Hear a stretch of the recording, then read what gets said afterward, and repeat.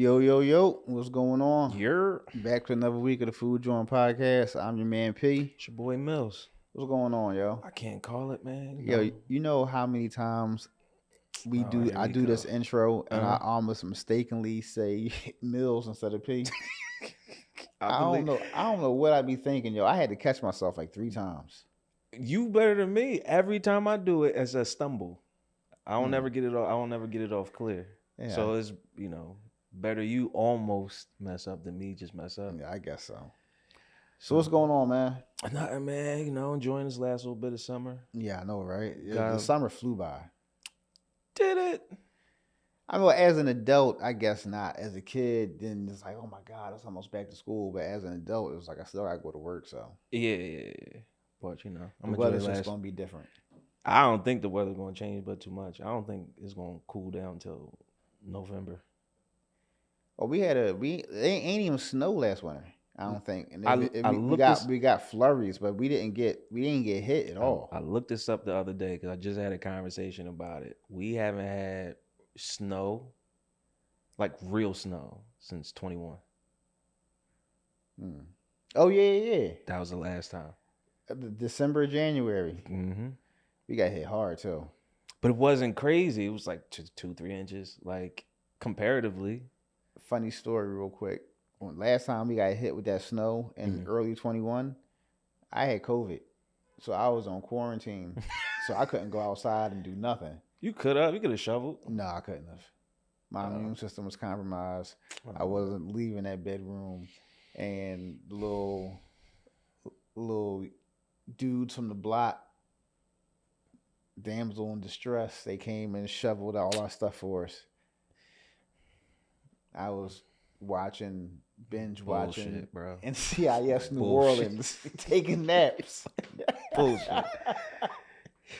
I Bullshit. definitely had COVID when we had got hit with that snow. Man, well, I dodged that bullet. I'm still dodging it. What, the COVID bullet? Yeah. It's crazy because it's like, if you was to get it today, it's like, all right, whatever. It's like catching a cold. Is it though? I don't want to find out though. See, I had it twice. First time, miserable. I think I had every symptom except for like 1 or 2. Miserable. Got recalled to come back to work. Ended up folding, getting the vaccine. Got it again after I got vaccinated. First time, solid 14 days. Second time, 5 days. Felt like I had a little bit. It felt like I was in between being sick and having the flu. Whatever that was in between there, that's how it was. Minor body aches and pains, sore throat, cough and sneezing. That was it. And then 5 days later, it was gone. You my man, but I'm gonna pull your card. When you in Atlanta the second time you caught it? Super spreader you? No, I went to Atlanta right after I got rid of it the first time. Oh. Yeah. My bad. I caught that shit. Quarantine for 2 weeks. Was home for another week. Week later, I'm in Atlanta. Raw dogging the shit out that area. I stand corrected, my bad. Antibodies and everything was all up. I was immune like a motherfucker. I might have wore a mask like once the whole time I was in they probably Atlanta. looked at you crazy, like, look at this northerner. Hey, listen, it was what it was. What a time to be alive, though. Oh man, it's something for the books. It is. What you got for tales, man? So my tales this week takes me back to the spot where it all began. Mm-hmm. And it's funny because this tales doesn't have anything to do with you, but everything to do with Dan. Shout out to Dan. Shout out to Dan. Dan got some catching up to do. He told me he a couple episodes behind. But That's cool, man. So this is around the time when Dan had actually just started. He was still new. Mm-hmm. And I'm glad. Well, real quick, how long did he get there after I left? How long did he get there after I left? Oh, remember, there was a short stint where all 3 of us worked together. But remember, I left and came back, and Dan was there. Oh, okay. I forget. All right. I forget. But I'm grateful that the only three people that I had to orientate was you, Dan, and Tyrone. Mm-hmm. I was great at doing it. I just hated doing it because I knew in the back of my mind I had to orientate y'all twice Why twice? because I had to show you the right way to do it and I had to show you my way to do it. And then you can decide for yourself which one you wanted to do. Or you can just mix and match. Mm-hmm. But with Dan, I showed Dan the right way. I didn't show him my way. But he observed all the shit that I was doing. And I said, Dan, listen, man, it's a real slippery slope. Don't go down this path that I'm on. I shouldn't even be on it. But you being new, I damn sure don't want you to be on it because then I don't want them to look at you or look at me like I didn't do my job showing you the right way to go about doing things. Mm-hmm. You and I know that me telling him not to follow me, 90% of what I was saying was not food related. Mm-hmm. So, Dan, he carved out his own path. Dan was the man in his own sense. I found out he had his own little things going on. And, when it came to the job, he was spot on. Flossie Bird was happy. Wanda and all them, they was happy and everything else. And then I said, damn, I'm screwed because now every little thing, they want to send everybody my way. Mm-hmm. Because remember, the bull, he was the worst at orientating. Ty? Mike. He orientated me, which I ended up orientating myself. Yeah. And then it wasn't even you that was supposed to train me on the morning. It was him. And then I was just like, well, I'm just gonna listen to you because I don't know where he at. He would dip for like 45 minutes at a time and come back like, yo, are you done yet? Done what? You ain't telling me to do nothing. Like, yeah, I'm done. All right. But man, them few times at night on the 11 to 7 and this 4 to 7, Jawn, Mm-hmm. when me, you, and Dan would work together. Oh man, Listen, you talk about cakewalk. First off, kudos to the kitchen closing at 7 o'clock. Mm-hmm. Cause that's still early enough where you still got the rest of your night. Mm-hmm. I would play tag along with you. Listen, 7 o'clock, that time don't exist no more. And we live like 5 minutes away from each It other. was perfect. So But but Dan, he turned out to be like very exceptional. And did you ever know how he got in? mm-mm. You never know? Rhymes with Gidget. Yeah. Yeah, I know. Yeah. Because I don't know if I would say this here, but she tried to put me on. Afterwards? No, during. What? Yeah. That's wild. It wasn't though. It was, yo. That's wild, bro. That just goes to show you the lack of respect that she had for him. But I was naive because of how she presented it to me. And then I said something to you. You was like, that ain't what that's about. See, we talk about this on Patreon. Yeah. Because it's certain details I don't think I told you. All right. But what you got, yo? That's crazy. Oh man, yeah, I've been thinking long and hard, bro. I don't think I got something this week. Listen, that's cool. But that's cool. It happens. So I could get this though. I always tell my staff, like, this ain't the streets. It's not snitching. Like, if something's wrong, just say it. Right. And it's all, man, I don't want to say nothing, but such as, it's always that. I don't do that myself, which is funny and ironic. So, this is many, many moons ago. You know how I work. I'm fast and efficient. I hate working with people that can't keep up because then I'm always be looked at to do the bulk of the work. So I'm gonna pull my chef to the side, like, yo, listen, I need help, yo. And he's like, what you mean? It's like a couple of y'all. I need help. So he's like, what do you just talk, say it. I'm like, I ain't saying nothing. I just need help. So he's like, whatever. He left it alone. 2 weeks later, I'm like, I'm gonna leave if y'all don't give me no help. So he's like, what the fuck are you talking about? Just say it. So he was like, matter of fact, I know what the issue is. So he bring other person in the office. So I was like, oh, we gonna do this? Okay. I need help because this MF is slow and lazy. And the chef was like,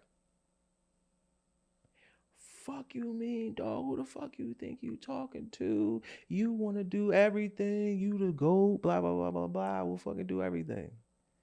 And I was like, all right, cool. And I walked out, yo.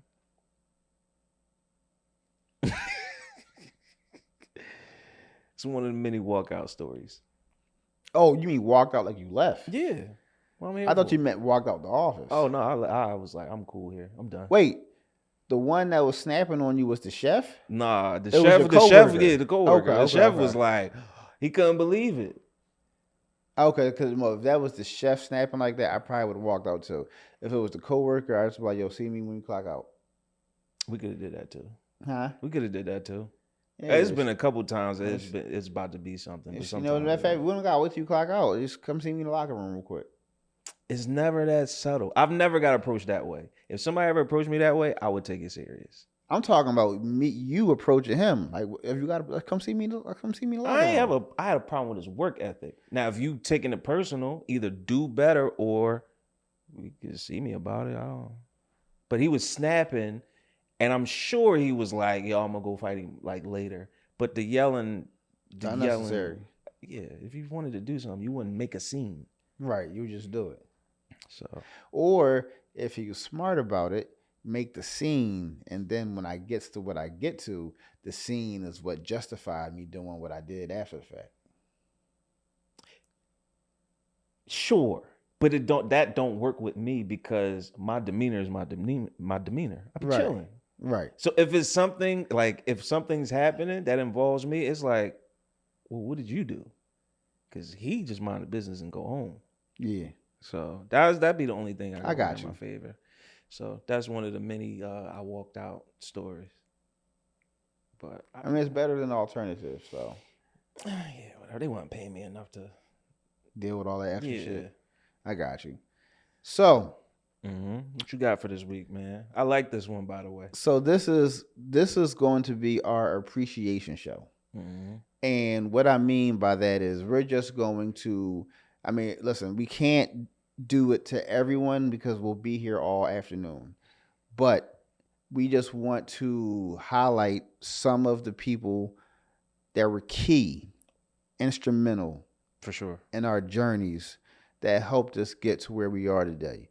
Because even though we do the work, nobody just does this by themselves. Right. So, do you want to kick it off? Yeah, I kick it off. I'll just list the names and we can just touch on. All right. First and foremost, Chef Charlie. Chef Charlie put me in the game. Okay. And gave me the confidence. Like that was just your work ethic. Matter of fact, let me make this proper. Shout out to you first. I don't work the way I do without you, which propels Appreciate me. that. So shout out to you. Chef Charlie, he the one who saw the work ethic, was like, if you work the way you work, you'll be successful. Chef Tone from Canada gave me my first shot. Okay. Chef Don, rest in peace, he gave me the game. I'm not where I'm at in any facet without Chef Don. Got you. When I tell you, he was like, my first day meeting him, he's like, I don't know why I'm here. They got you. I was like, well, I don't know how to do what you do. He said, for the short time that I'm here, because I don't want to waste my time and stagnate your growth, I'm going to show you everything you need to know how to be successful. And he for sure did. So rest in peace, Chef Don. Chef Miracle turned me into a machine. Like, just how I move in the kitchen. It looks like Tasmanian Devil, but it's always controlled. Got you. And Brad. Okay. He let me know it's possible. Like, you don't gotta wear that. You can wear a suit now. Like, okay. So he was grooming me for that. So them all those chefs and then my man P, like, man, I don't see the things I saw without them. Gotcha. Oh, and Chef Brian and Chef Tony. Okay. What the fuck is this, Chef? Oh, that guy. Okay, I Yeah, got them you. I two, got you. man. All right. So that's the ones. So for me, I have to go with. I got to shout out first and foremost. I got to shout out Floss Yeah, shout out Flossie Bird, man. because if she never hired me at the spot, I never would have been around food to begin with. Right. Um, I got to shout out Wanda because she was Hey, Miss Wanda. intricate Mm-hmm. in me becoming management within the ranks at the spot. Mm-hmm. And I didn't become a manager, unfortunately, until after they were gone. But she put the bug in Floss's ear, like, yo, like he does right by us all the time. We gotta do right by him. Mm-hmm. And Floss spread the word, so on and so forth. The rest is history. Wanda was good for that. Yeah. I want to shout out my man Selby.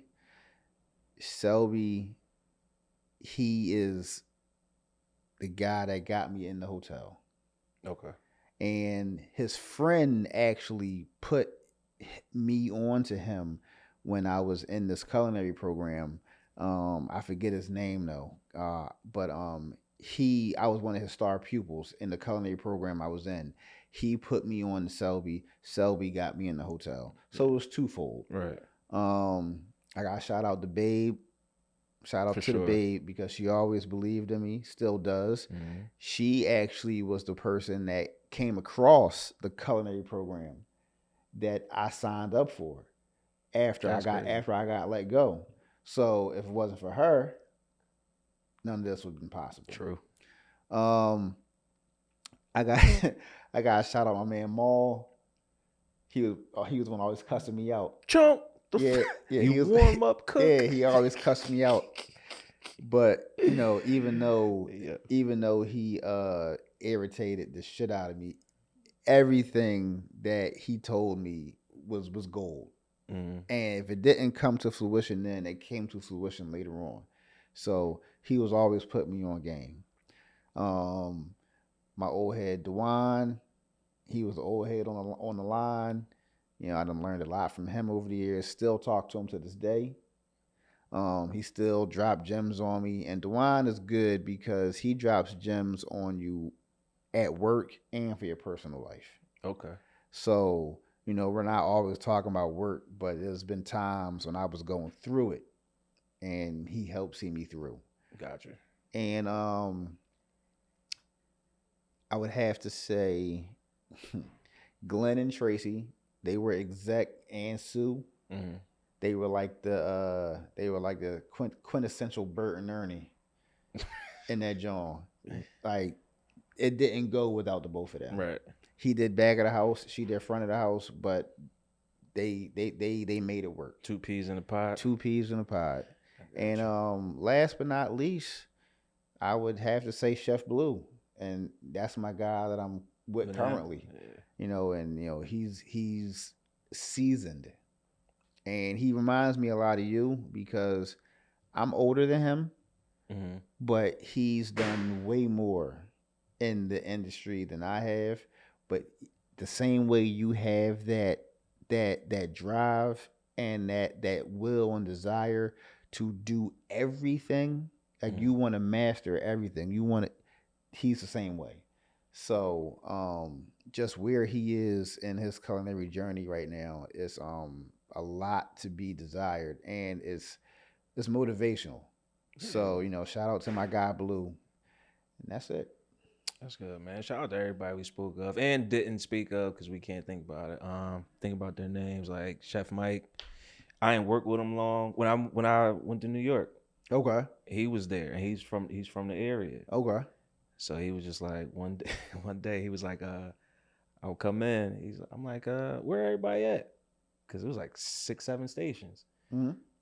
We don't need them. I said, what? He was like, we don't need them.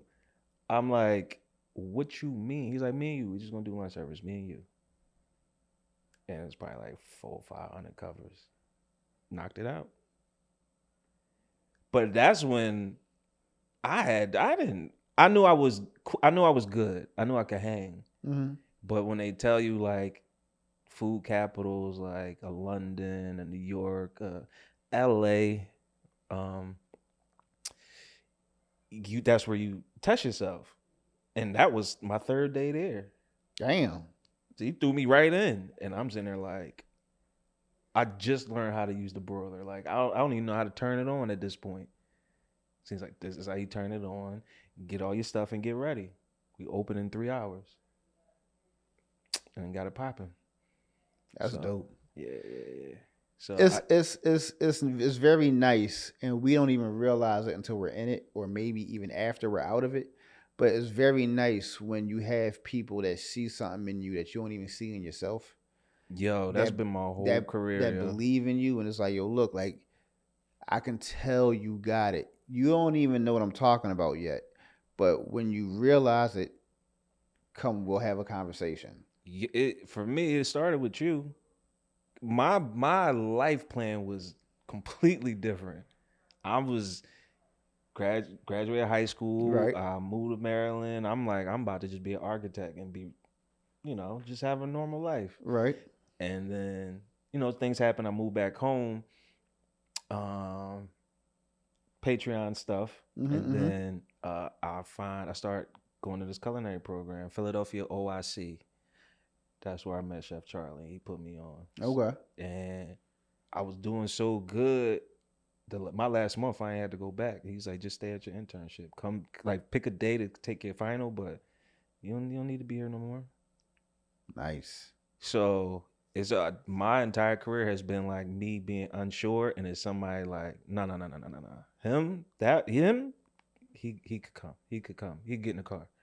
He can get in the car. Yeah, because and it'd be every time I'm put in a situation where I'm like doubting myself, like I can't do this, and then the moment I'll be like I can't do this, it's somebody like, yes you can. It's not until where I was at before COVID where I was like, I got this shit, man. It's me. I got you. Like I find like that hotel, like that's where I like got my real confidence, like Okay. my real arrogance, Okay. Okay. which is what you need. Like now, it's whether I feel like it or I don't. And that's the spot I like being in. If I feel like doing it, like I could do it. Like Right. even when I said, yo, I'm going back to the crazy shit, it's because I feel like it. Not whether I can or can't, it's because I Because just that's want what to you do want it. to do. Yeah. We got you. So what about you, man? You got any key stories or just people Let me see. Let me see. Let me see. who put you on? Um.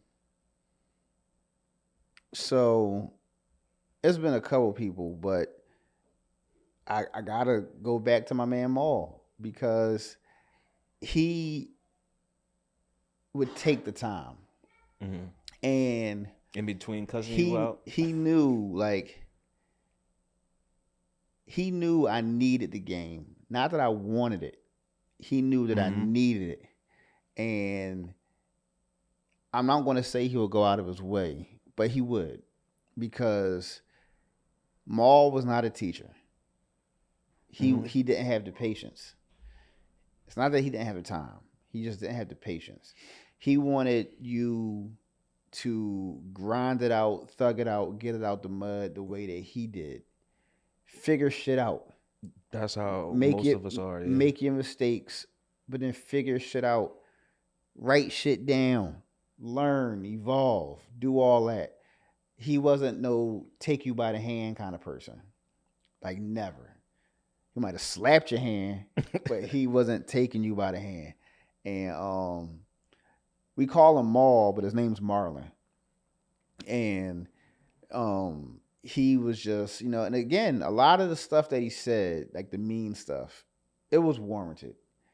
And a lot of it was true. Cause you be on bullshit. And he, a lot of times I was lazy and I would, try to shortcut and this, that, and the third. And a lot of what got me in trouble was thinking in my mind that certain things were okay because that's the way I would do it. But when you're preparing food for the masses, when you're doing it for people, take yourself out of it because it's not about you. Mm-hmm. It's about doing what needs to be done. And Yo, that's something that I had to learn the hard way. that is 90% of people that don't make it is because of that mindset of, oh, this is how I would do it. It's Right. like, no, we're not paying for how you would do it. We paying for you to do it exactly how it's supposed to be done. Right. Like, I shot him out, Chef Miracle, who I say he turned me into a machine. I say that because I was just fast, but it was aimless because I still would be behind. When he taught me about timing and precision and being efficient, like being able to forecast, yo, you know we're going to need veggies in 7 minutes and you know it takes 10 to cook. In the middle of plating, figure out, give yourself like time to be able to have it come out when we take our last veg out. Like that type of precision. Mm. Like even when I'm on a line, like I have like I wear a watch all the time, but I also have a mental chef clock. I know this thing takes, if I speed it, I can speed it up and I know how much quicker it could go. How much slower I could take it. Like when I was in doing the steakhouse thing, I knew aside from the we call it a double cut, which is like 32 ounces, no matter what, it's going to take a half an hour. Damn, really? Yeah, cause I was shaped to Okay. get it to perfectly medium rare. It takes half an hour. Oh my God. Rare, 20 minutes, but a Still. full 20 minutes. Not including me taking it out and seasoning it. By the time you put it in the broiler, 20 minutes.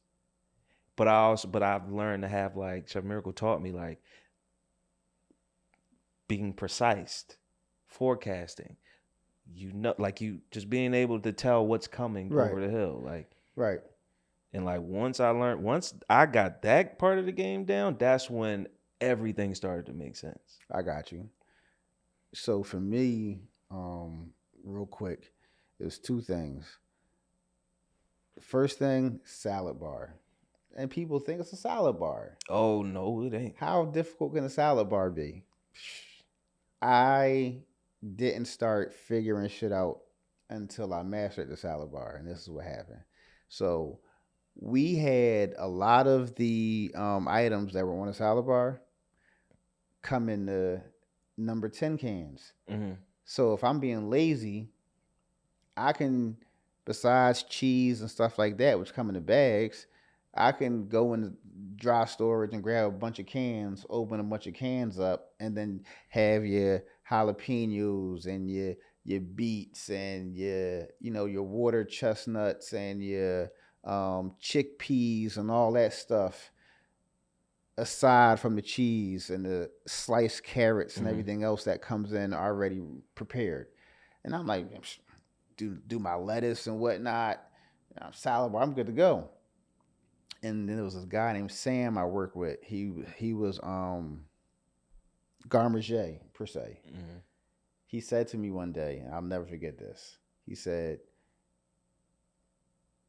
"You can be really, really good, but you can be lazy as shit when you want to be." And this is one of these lazy as shit moments. And the salad bar doesn't look how it's supposed to look. Ain't none of my business though, because I'm not the one doing it. But just keep that in mind. And Chef, he ended up maybe like a couple days later peeping what I was doing, and he said, "No more cans, no more canned items on the salad bar unless it comes from me." And that just meant that I actually had to do my job. I had to cut shit and do it the way it was supposed to be done. So one day I was working. I can't believe you did that shit, yo. Yeah. You're lazy as shit, boy. I was. So I was working on the line for the restaurant and it was slow, but I was in the cafeteria the next day. So I went and grabbed all my stuff, grabbed my shrooms and everything else, did my thing, got the salad bar, all that stuff done. So then the next day, when I was going to put the salad bar out, chef was like, "Who did that? Somebody did that for you?" And I was like, "Nah." I was like, "No, I did it." And he was like, "I ain't see you do it." I was like, "I did it last night when I was on the line. I took y'all advice. I took the time to do it right." And he said, "Sometimes it takes the people to dig in people's ass a little bit for them to realize that they're fucking up Mm-hmm. and that they don't have all the answers. You see the way it looks now compared to the way you had it looking before." He said it's not all about getting it done fast. It's about getting it done right. Now you got it. You for the first time you got it done right. And I was like, cool. Yo, And yeah. I took that, ran with it, and then the last thing is oh my goodness, I was just thinking about it when you was telling your story. Oh, the last thing for me, and we'll skedaddle, is when you were talking about precision, Mm-hmm. timing, and everything else. I got mines to where it is now post COVID when I got recalled to come back to work because Mm-hmm. then everybody was working by themselves. Oh yeah. So Mm-hmm. when I came back and I'm working for the doing the food for the restaurant, I'm by myself. Mm-hmm. The only time it was two people on the line at night was either Friday and Saturday, Friday or Saturday, or if there was something going on and they needed two people. But other than that, Monday through Thursday, no, excuse me, Sunday through Thursday, Solo dolo. you were solo. It didn't matter how slow or how busy it was. You was by yourself. They weren't paying for nobody to come in and give you no help. You figure it out. And boy, did I figure that shit out. And I figured that shit out fast. Because I said, if I gotta be myself, I'm gonna make it as easy for me as possible. That way I'm not drowning in here. Yeah. Cause them checks gotta get sold. Mm-hmm. And they ain't trying to comp nothing. So yeah, I figured it out. And I think, just life lessons, just learning shit along the way, messing up, having people tell me about myself, being thrown into the fire, just to see if I can, thrown into the deep end, for a better way of saying it, to see if I sink or swim. Hey, listen, I think every cook, chef, whoever they are, I think everybody needs that. Yeah. I mean, I'm on the opposite end. Like I ain't really get a lot of that, but I got a lot more life lessons from this than culinary lessons Got you. because I was young. Got you. So and I didn't think about this until like now. I was young, 19, 20, and then these are grown ass people that either A, already chefs, they don't got time for my young dumb shit. Mm-hmm. Let's help him mature so he don't go off the deep end later. Got you. So I think that was the biggest thing, like me getting all those life lessons. Like we had our kitchen etiquette episode. So much of my life is I just take the kitchen etiquette stuff of being courteous, being polite. Yes, no, I got you, no problem. Like take the chef part out, be definitive, be precise, say exactly what it is and when you need it by. Right. So like all those lessons I got from in there and from the people I work with, like I just put that in my regular life, and I think that's it's so dope. And I just and the experience I got to have traveling, I got from just being able to cook something, Right. No, you're and right. it's like something that everybody has to eat. I took this and made it something, and I'm like successful. So I'll just take that since we got to dip out. Going to motivational mic drop. Stop and smell the roses, yo. You got a finite time here on Earth, and then the window for what we do is even smaller. So do the most you can while you in this. Have fun and relish in your experiences. Yeah. Don't take them for granted. You can get them snatched away. I had COVID snatched it away. Yeah. So, what you got, man? I was just gonna say, just be a dope person. Yeah. It's Yeah. easier to be nice than it is to be a douche. Mm-hmm. And then you get more. Listen, you get more bees with honey than you do with vinegar. That's true. So just be a dope person. Yeah. I hear you, man. Let's close it out. So once again, thank you for tuning in, man. I'm your boy Mills. I'm your man P. YouTube, like, share, subscribe. Patreon, what up? What's going on? And don't forget, we're still on all the other platforms that Mm-hmm. we've been on. So if you just want the audio, which is perfectly fine, you know exactly where you can find us. So again, like I said before, it's no excuse. You can find us everywhere. Yeah. So make sure y'all tune in for sure. All And right. until then, Love, peace, have a and good chicken week. grease. Be safe out here. Yes, sir.